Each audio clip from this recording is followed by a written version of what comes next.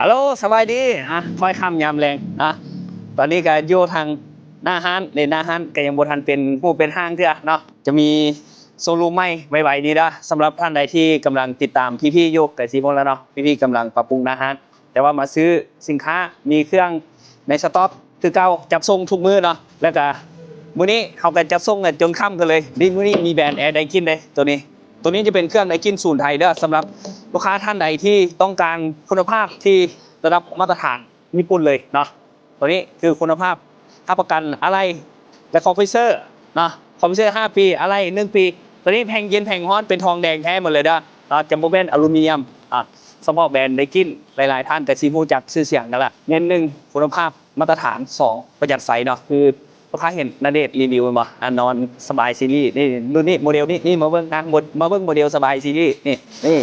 ตัวนี้แม่นขนาด 18,000 BTU เด้อ RKB 18 ZB 2S นี่ผ่านมาตรฐานอุตสาหกรรมมก.เนาะจากประเทศไทยตัวนี้ไดกินอินดัสทรี Made in Thailand กระบอกนี่ยังเรียนเลยเนาะอันนี้จะเป็นรุ่นคาสเซ็ตและการรุ่นบอไทยนะและสำหรับสร้างไดเรียกว่าห้างค้าตัวแทนก้างแข็งอย่างสิต้องการแอร์บ้านไดกินไปจำหน่ายเพื่อว่าไปส่งสร้างอย่างสิบริษัทไดกินประเทศลาวตอนนี้ครับตัวแทนห้างค้าอยู่ด้สำหรับห้างค้าที่ติดตามพี่ๆอยู่เนาะสามารถติดต่อสอบถามมาทางหลังไมค์ได้เลยเนาะหรือว่าทางโซนแข่งของท่านหรือว่าทางเมืองที่ห้างลูกค้าตั้งอยู่เนาะแจ้งโลเคชั่นมาเลยเนาะเดี๋ยวพี่ๆและบริษัทไดกินจะเข้าไปหาเนาะจะเข้าไปหาทุกท่านเลยและปีนี้แบรนด์ไดกินมีเป้าเที่ยวญี่ปุ่นให้นำเด้อท่านใดสนใจเนาะอันนี้เฉพาะห้างค้าหรือว่าจะเป็นตัวแทนทีมสร้างย่อยทั่วประเทศกันเลยเนาะมีเป้าสะสมให้เดี๋ยวพี่ๆจะแจ้งยังเป็นทางการอีกและนึงแล้วก็ขอบใจสำหรับทุกท่านที่ติดตามพี่ๆแล้วก็ซัพพอร์ตพี่ๆตลอดมาเนาะเดี๋ยว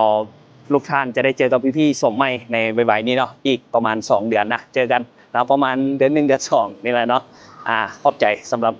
ทุกท่านที่สนับสนุนมาเรื่อยๆเนาะมีแต่คำขอบใจคำเดียวเนาะและพี่ๆก็มีแต่คำจริงใจเนาะอยากรู้สินค้าตัวไหนเครื่องใช้ไฟฟ้ามาปรึกษาพี่ๆมีทีมงานมืออาชีพไว้คอยบริการลูกค้าทุกท่านครับจน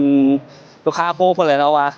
ตัวนี้มันเป็นจังซี่มั่นใจเนาะเมื่อมาหาพี่ๆขอขอบใจ